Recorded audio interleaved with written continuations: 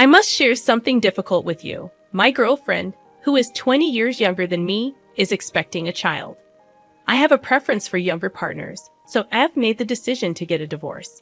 Is that okay with you? All right. If you want a divorce, go ahead, but please take good care of our son. What? You should take the boy with you. Haven't you spoiled him enough? No, I can't. Because he is? I closed my mouth right there. If this conversation were to remain between us, there wouldn't be any problem. However, Ken must have overheard it from his place in the room. What would he think if he heard this? That was my only concern. Still, I must respond. Otherwise, this man will not understand the gravity of the situation.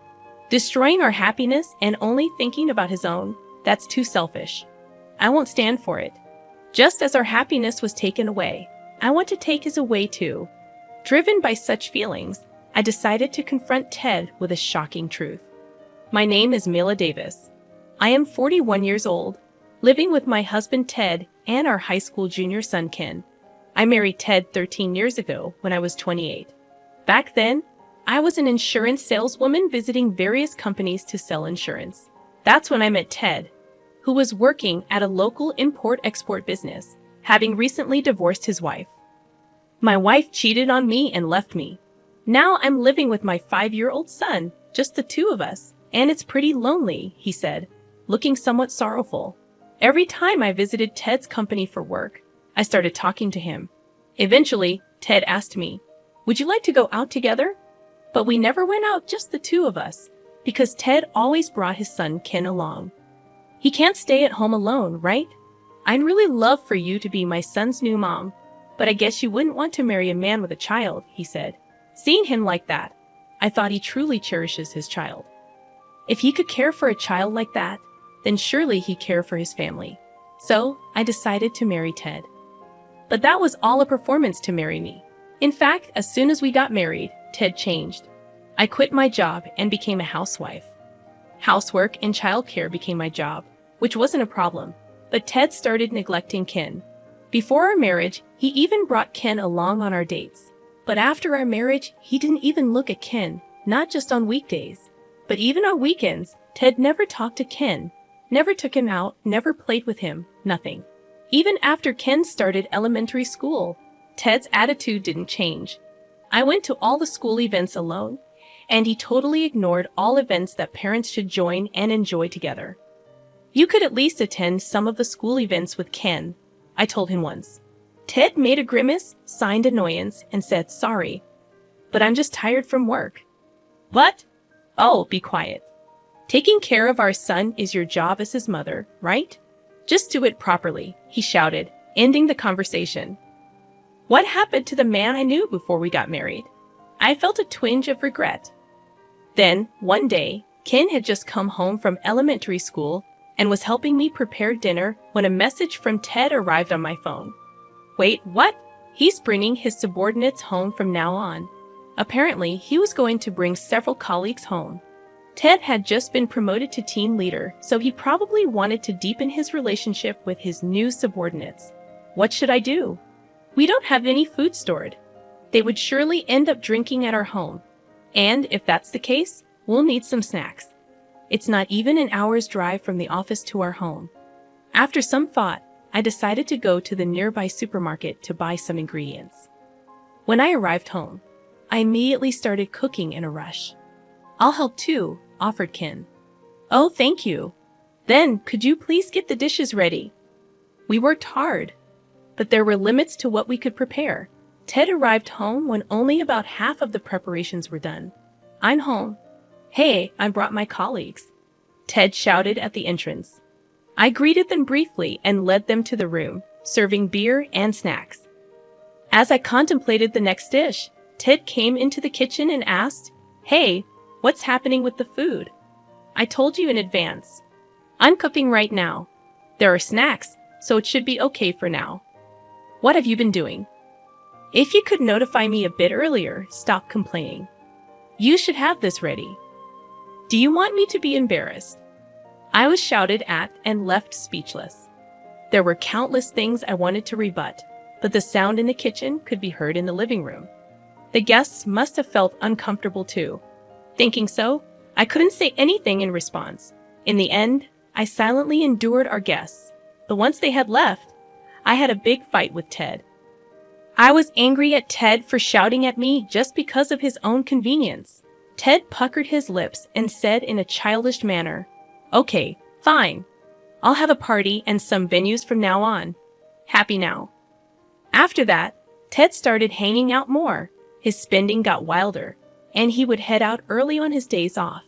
By then, Ken had become a 7th grade student, and it started costing money for things like after-school programs. That's when I talked to Ted about wanting to start a part-time job. A part-time job? What, you want money for leisure? No, that's not it. It's for things like Ken's tuition for the after-school programs. Oh, I see. Do whatever you want. Even though Ted, perhaps because he was drunk, gave a careless response, I got his word, and so I started a part-time job as an insurance agent. I asked a former boss from the company I worked at before marriage to make me a part-time employee. This should make things a little easier. Even then, because Ted complained, I couldn't slack off on housework. The time I could work was limited, and I had to prepare dinner before Ted got home. I managed my time well and kept working. Then, one day, I accidentally let work run late. I hurried home, but Ted had already returned. As soon as he saw me, Ted asked with a sullen face, "Where have you been?" I was at my part-time job. Part-time job? You weren't cheating on me, were you? Ted stared at me intently. There's no way that's true. I denied it firmly, but Ted kept looking at me with suspicious eyes. Just as I was wondering what to do, Ted reached out for my smartphone. Let me see. I'll check if there are any men's names. Stop it. Shut up. Ted forcefully snatched my phone and began to check the contacts. He quickly found my boss's name. Hey, who's this? It's a man's name, isn't it? He's your lover, ain't he? All right then. Before I could react, Ted dialed my boss. Stop it. You just keep quiet. Thankfully, the misunderstanding was cleared up quickly. I extended my sincere apologies to my boss, urging Ted to do the same. However, he simply looked away, blaming me for making the situation appear dubious. Your fault for making it look like you're doing something wrong, he insisted. Since then, our relationship took a downward turn. Even as Ken progressed to the 9th grade, nothing changed. I couldn't help but question whether it was okay to continue in this strained relationship. Despite my concerns, I struggled to find a way to mend our relationship. Before I knew it, Ken had become a senior in high school, preparing for college. Recently, the atmosphere between Ted and me had turned icy, and arguments at home became rare. At least this way, it wouldn't adversely affect Ken's studies. I thought things could remain like this until Ken entered college. Then, one day, my job required me to be near Ted's workplace. If our relationship had been better, I would have invited him to lunch. As I muttered this, I noticed Ted's car across the intersection. Wait, is that Ted? With who? Squinting, I saw 2 people laughing and chatting, and the word infidelity flashed in my mind. Accusing others of infidelity while doing it yourself, what a joke. I was too stunned to say anything. Secretly, I took a picture of them and went to a private detective to investigate Ted. I probably knew the answer already. The idea of divorce was already planted in my mind. But evidence was crucial, so I waited for the results of the investigation. About a month later, the results arrived, and they were damning. He really had the nerve. Just divorcing didn't seem enough anymore. How should I get back at him? On a certain day off, lost in my thoughts, Ted, who was supposed to be out, came home unexpectedly. Rushing over to me, he explained, "I'm sorry, but my girlfriend, who's 20 years younger, is pregnant." What? I couldn't believe my ears, but there he was, a smirk on his face, declaring, "So yeah, my girlfriend, who's 20 years younger, is pregnant. I prefer younger women, so I'm gonna divorce you. That's fine, right?" Well, he certainly had the guts to confess his affair himself. However, I saw this as an opportunity. With this in mind, I decided to seize the moment. Go ahead and get married, but please take care of our son. With a smile on my face, I said this, seemingly catching Ted off guard. What? You should take our son with you. I've always been so fond of him. I don't want to, because that boy is... I carefully chose my words, aware that Ken, studying in his room, could hear me. What would he think if he heard this? That was my only concern. Nevertheless, if I didn't stand up to him now, he wouldn't understand the gravity of the situation. It was far too convenient for him to destroy our happiness and go off to find his own. I wouldn't let that happen. I wanted to snatch away his happiness, just like ours was taken from us, driven by these thoughts. I decided to confront Ted with a truth that would stun him. I hate to break it to you, but isn't Ken your son? He's not mine. What are you talking about? We're married, right? If we're married, then our child is our child, right? Ted declared, looking smug. At that moment, I was at a loss for words. Is this guy an idiot? He's 4 years older than me, and he knows nothing. I was too stunned to say anything, surprised at his lack of understanding. I exhaled deeply and hit Ted with the truth. Ken is your child with your ex-wife, right? So what? In other words, to me, Ken is your stepchild. To make a stepchild one's own, one must adopt them. Adoption. Ted furrowed his brow. Generally speaking, stepchildren remain just that, stepchildren. To act as a real parent, the only way is to adopt them legally. Without doing that, you can't have parental rights, and the child won't be legally recognized as yours. Of course, socially.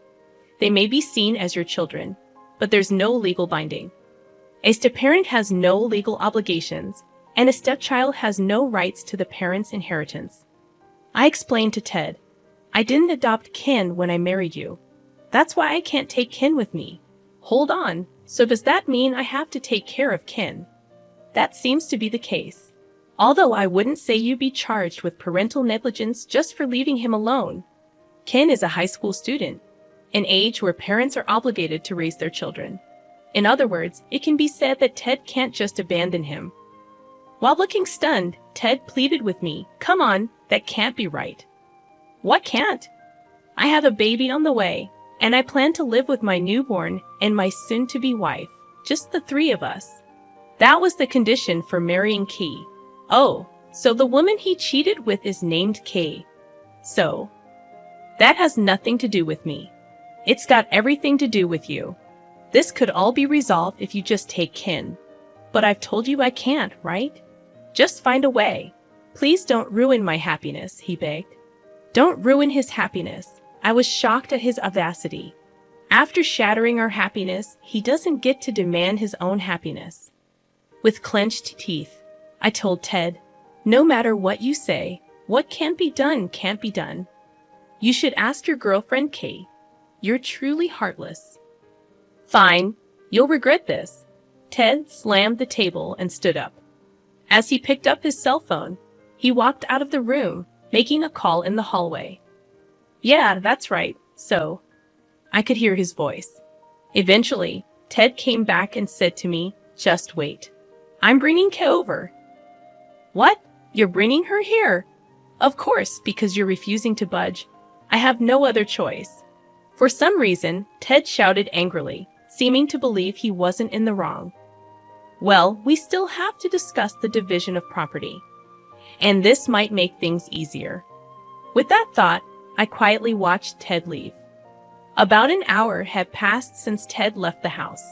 He returned, bringing a woman with him. As I stole a glance at her, she greeted with a look of discontent. Ah, hi! She didn't even attempt to meet my gaze. I could somewhat understand her feelings. Meeting the spouse of the person you're having an affair with, no matter how you think of it, cannot be a pleasant experience. Regardless, Kay turned out to be the woman who had been in Ted's car that day. I can't deny thinking it's all because of this woman, but thanks to her, I can bring Ted down to his lowest. With that thought, a smile naturally spilled onto my face. How should I start the conversation? While I was considering this, Kay spoke up first. You're Miller, right? Don't you think your child is adorable? You've lived together for about 13 years, haven't you? Are you talking about Ken? If so, I do think he's adorable. I consider him as much my child as if he were my own. Then why are you abandoning him? You should take him with you. I stared at Kay, sweat beginning to bead on her forehead. I knew it. She condemns me with her words, but she doesn't truly mean it. I recalled the results of the investigation into Ted's conduct. If the current situation described there about Ken is true, it makes sense why she would argue like this. So, I decided to shake them up. I'd love to take him with me, but no matter how adorable he is and no matter how much I love him, legally only Ted is Ken's parent. I can't become Ken's parent. But yes, there's also the option of not getting a divorce, and you need to raise your child by yourself. Upon hearing this, Kay flinched. She then turned to Ted and said, I can't raise a baby on my own. Don't worry, I'll take care of our child. Besides, I'm definitely getting a divorce, and I want to be with you. At that point, I interrupted. What are you talking about? It hasn't been decided whether we're getting a divorce yet. Shut up. I'm definitely getting a divorce. So you're taking Ken with you. We're gonna discuss that later. We're getting nowhere. Okay, what do you think? I turned the conversation over to Kay. She made a pout and said, I can't raise someone else's child, even if it's the child of the man you love. Course not. I love Ted, not some child of Ted and another woman. Oh, I see. But isn't your argument a bit strange? Why do you want to raise someone else's child? That's your personal opinion, and I won't blame you for it. But you're okay with making Ted raise another person's child, right? As soon as I said that, Kay's face turned suddenly pale. At the same time, Ted tilted his head, questioning, What are you talking about? I'm talking about the baby, Kay's baby in her belly. This child is mine. I told you that before. While Ted seemed puzzled, I continued, You did say that, but it's odd. According to what I investigated, the father of Kay's child should be another man. As soon as I broke the news, Ted turned to Kay. With her face pale, Kay looked down, and Ted stared at her. The whole scene was so ridiculous that I nearly burst into laughter. Ted interrogated Kay, asking if what I said was true. Kay banged on the table, arguing back, Don't be stupid. The father of this child is you, Ted. But I calmly told her, That's not true. I have proof. Look. Saying this, I laid out a single photo on the table, an image obtained through a private investigation. The picture showed Kay and an unknown man talking in front of an obstetrician's office. With a private investigation, they also checked if she was cheating. According to that, she had a man she was seeing, and the child in her belly was his. Kay started to stutter, unable to speak. Seeing her like this, Ted seemed to have understood everything, collapsing in despair. That's why you should divorce me and raise the child together, I suggested. Well, Ted, you'll be raising someone else's child. But okay, you're okay with that, right? No way. Don't forget about Ken, okay? Ted pleaded. Wait, let's get back together, Mela. If I break up with her, you won't divorce, right?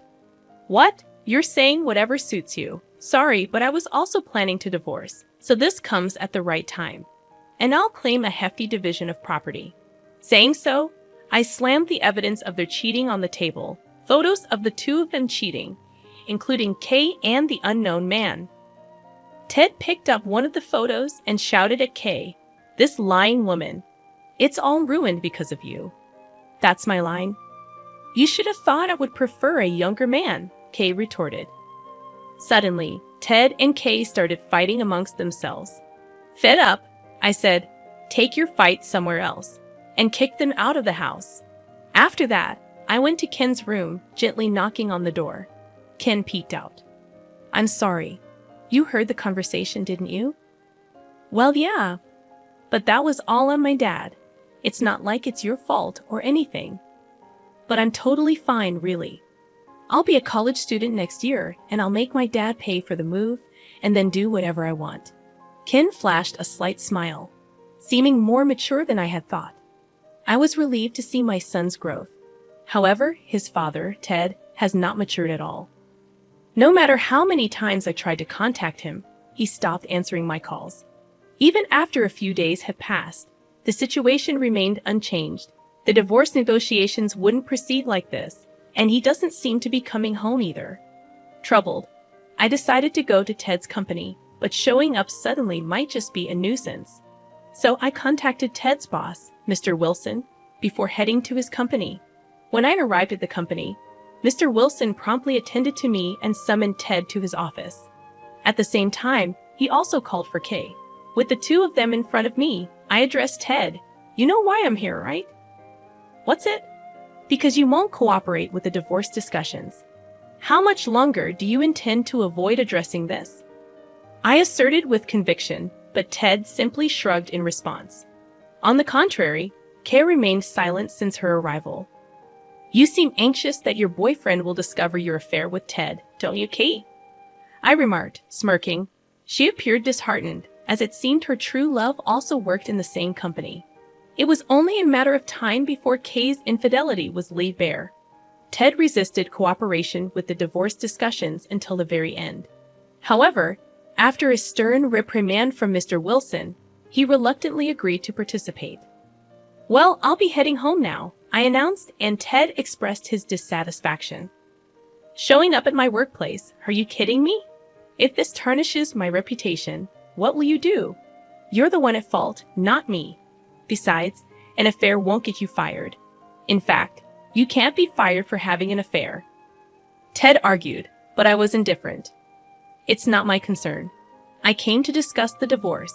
Whether you quit your job or not is not my problem. The same goes for Kay. Well, do your best," I retorted, leaving Ted and Kay at the office. Later, through my lawyer, I successfully secured the division of property from Ted. However, according to Vice Mr. Wilson, complications arose after my departure from his office.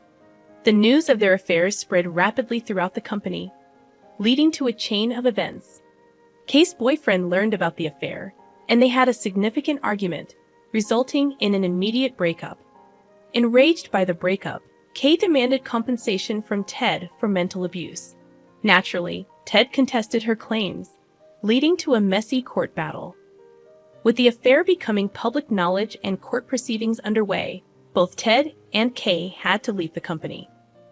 Ted struggled to find new employment, partly due to his age, and ended up working part-time at a local shop.